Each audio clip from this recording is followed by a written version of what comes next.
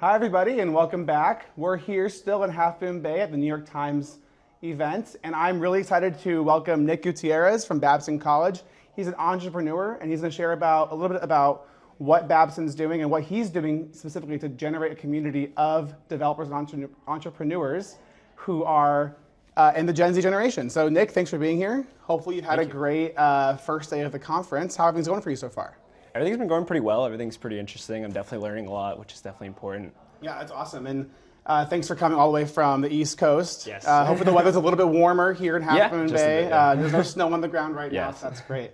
So I wanted to talk entrepreneur. It's a really sometimes vague term for some people. They don't really know what entrepreneurs do. What kind of inspired you to go down this path? How did you determine to call yourself an entrepreneur? I think a lot of it started with my curiosities when I was growing up. You know, as a child, I was very curious. I was always touching things, like looking at things, trying to figure out what things were and the reasons behind it. Yeah. And, you know, my parents were always like, well, why are you like trying to like go everywhere and like touch everything? Yeah.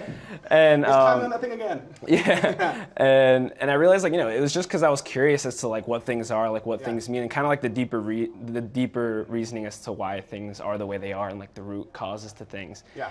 And I think that led me to think of things more in an entrepreneurial type of mindset. Totally. And think of ways to solve problems and ways to figure out innovative ways of doing things.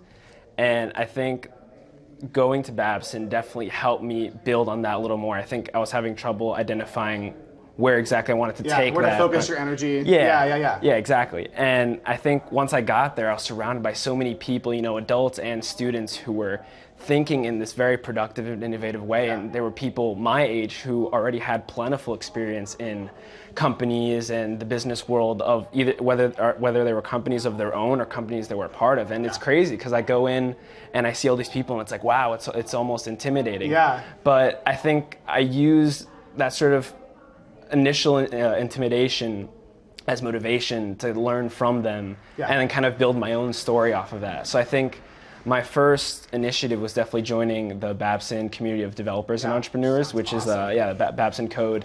And I think they definitely helped me. So they're an organization that kind of implements both technology and entrepreneurship because sometimes they're a little bit...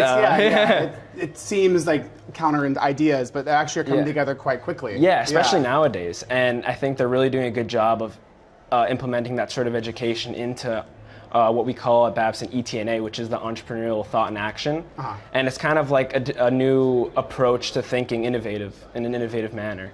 So I think they definitely helped me realize a different type of productive nature. And I think a lot of my growing there had to do with my surroundings. I think being surrounded by these productive people who are working on things, maybe feel like, oh, I gotta work on stuff too. Yeah, I don't want to be the one left out. Exactly, and I think I let them educate me to realize how I can use my passions. Like, for example, I'm very passionate about fitness and health. Yeah. And I want to see how I could use that in an entrepreneurial way as well as in a technological way too.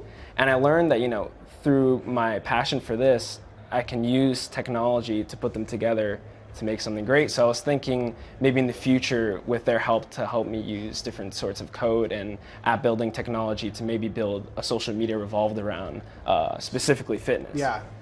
Yeah, that's actually, I really liked your point. Like, it does seem like entrepreneurship was seen as this like business oriented or like community oriented, but technology, especially as we get more and more into this, you know, AI, machine learning, these things that are really kind of becoming ubiquitous around us, it really is coming together, and you have to think about technology in entrepreneurial ways and think about entrepreneurship in a technological way as well.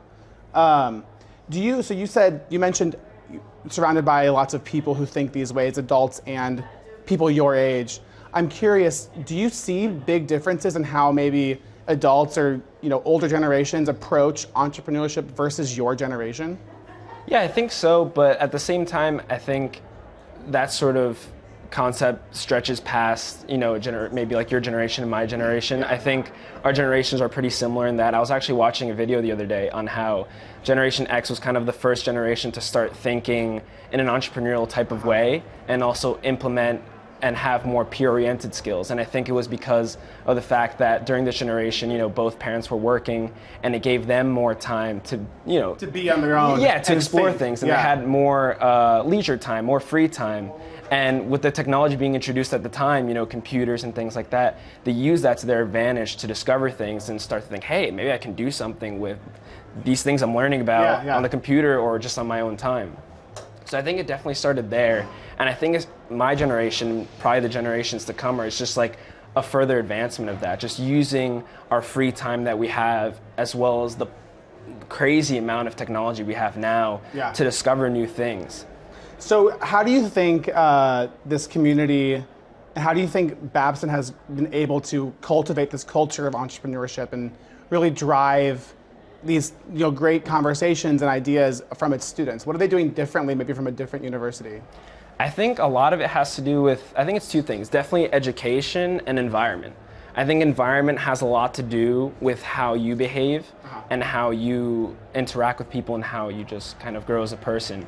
I was talking to someone, actually a Babson student, and they were telling me that you are a culmination of the 4 to 5 people you surround yourself with.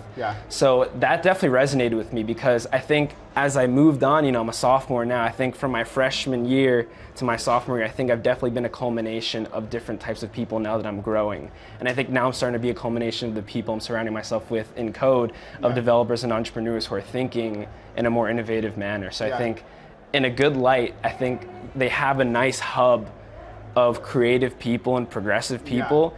And just being surrounded constantly by these professors and educators and people in general, it just causes more of that to happen. And it's just like a big, nice... It just grows and grows. Yeah. It kind of doubles itself. Exactly. Exponentially, So I have one more question for you before we wrap up. As you look, past college into the workforce, into, starting to maybe bring your own ideas to light, how can companies really capitalize on people like you and people who have your passions, and make sure that their organizations draw you guys kind of in and help them grow as well into these more free-thinking entities? I think people like me are more into the environment aspect, as I was mentioning before, and I think what companies can do now is definitely advertise a productive environment and also instill that sort of innovation into their own employees. So if I'm someone who's looking to work for a company and I see that their employees are super productive and they're super creative all the time, they're doing incredible things, I'm gonna know that that environment I'll be drawn to it. And also I think a lot of it has to do with the aesthetic of the way everything operates in the company or in the organization. It's just more attractive, and once you're there, everything will start to work itself out because everything is just grows on itself, like you said before. Yeah. I totally agree. I think that's a really interesting perspective. A lot of companies are still working towards that. Yeah, of course. Nick, I want to thank you for coming. I hope you have a great rest of this event here in California. I hope you can stay warm before you get back to the cold East Coast.